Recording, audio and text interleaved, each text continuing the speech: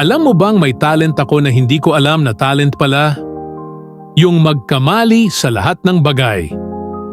Promise, kahit simpleng bagay, nagkamali ako sa spelling ng mama noong grade 1. Ang naisulat ko?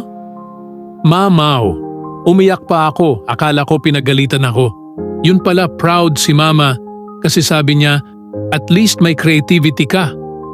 One time sa jeep, sabi ng driver, bayad daw sa likod.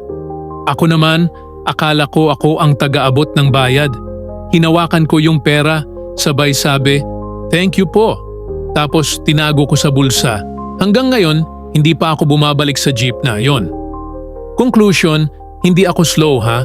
Strategic lang ako sa pagpapatawa ng universe. Kung may comedy bar ang buhay ko, sold out na yon. Tawag sa show ko, pa-weird pero pogi. Pause for laughter.